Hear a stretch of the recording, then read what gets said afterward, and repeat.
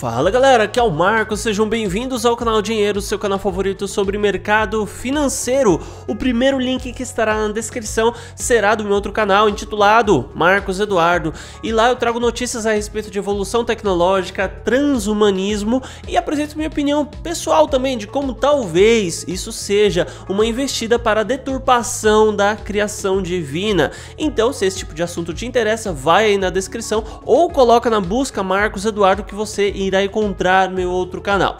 Então vamos nessa. Vamos falar um pouco a respeito do Yuan digital. A China tem um potencial realmente muito forte para passar na frente dos Estados Unidos.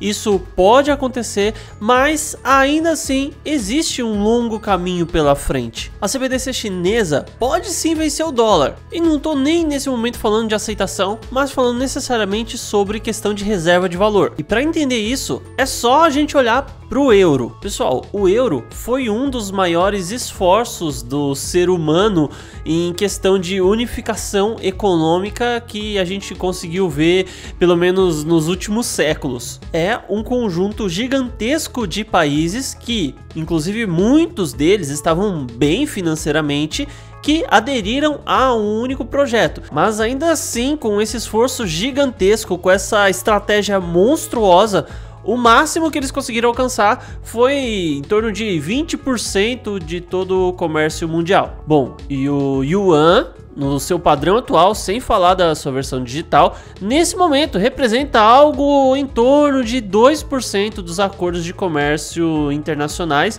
e olha o tamanho que a China tem. A economia americana de fato vem colhendo aí nas últimas décadas. No entanto, o dólar é uma proporção crescente da liquidação do mercado internacional. E quando a gente olha em relação a proporções de reserva de valor, aí ele deixa o resto do mundo no chinelo. O mundo de fato está passando por grandes mudanças. Haverá o reset mundial que tanto é anunciado, inclusive alguns alarmistas anunciam isso o tempo todo, falam disso toda hora, mas no fim das contas, esse processo é algo gradual. A China provavelmente vai conseguir dominar financeiramente o mundo e em alguns aspectos até mesmo culturalmente vai absorver algumas outras culturas também no meio desse caminho, mas a gente não vai acordar um belo dia e a China vai ter dominado. Não, isso vai ser um processo bem gradual e talvez muitas pessoas nem consigam perceber esse processo acontecendo. Bom, do mesmo jeito, para muitas pessoas é totalmente já normal você andar de máscara na rua, ou então alguém vir medir a sua temperatura quando você vai entrar em algum lugar,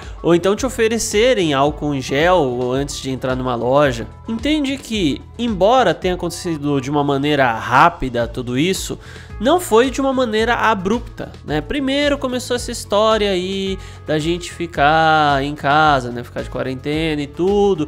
Depois de alguns meses esse negócio de usar máscara. Depois de alguns meses usar máscara, álcool em gel, e a quarentena vai se estendendo, estendendo, estendendo, estendendo, estendendo e não acaba nunca. Daqui a pouco a segunda onda já tá aí e isso se tornou algo comum para as pessoas. Agora, se dentro de um ano você consegue mudar a cabeça de um ser humano quanto aos parâmetros de normalidade, a ponto dele ser tão idiota de considerar essas coisas como um novo normal, quanto mais quando você vê aí ações que demoram algumas décadas. Eu particularmente, tanto no canal Dinheiro quanto lá no meu outro canal, no Marcos Eduardo, eu começo a fazer o rastreio desse reset mundial lá em 1970, que é quando a gente tem os primeiros registros, a partir de quando Nixon começa com essa história aí de fim do lastro pro dólar, né? Daí começa muita gente a considerar a ideia do petrodólar. Depois vemos aí a desvalorização absurda do dólar daquele tempo pra cá, Estados Unidos se endividando aos poucos,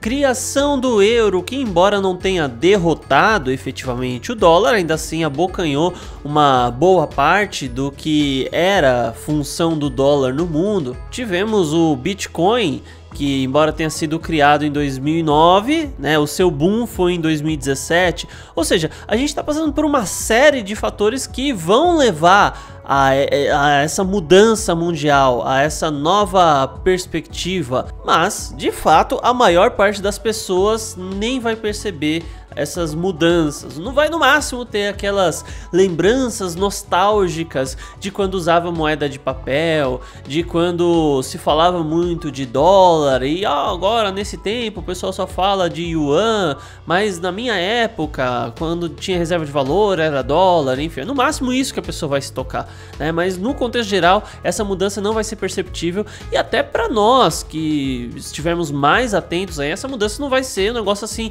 tão claro acontecendo. Talvez historiadores daqui a uns 20, 30 anos vão olhar para nossa época já com todas as notícias na mão, todas as informações disponíveis e vão falar assim, olha, aconteceu exatamente assim, vão conseguir categorizar e catalogar todos os fatos dessa mudança, mas a gente mesmo que está vivendo isso não vai ter essa percepção tão boa. Quem é pai, quem é mãe sabe, né, que você é a última pessoa a perceber o crescimento do seu filho. Normalmente quando você olha para o filho dos outros, você vê e depois alguns meses de novo vê de novo, você se espanta com a mudança ali que aconteceu. Mas o seu filho, você só consegue reparar que ele mudou, que ele cresceu, quando você pega fotos antigas e dá aquela olhada. Então do mesmo jeito está sendo com a nossa economia.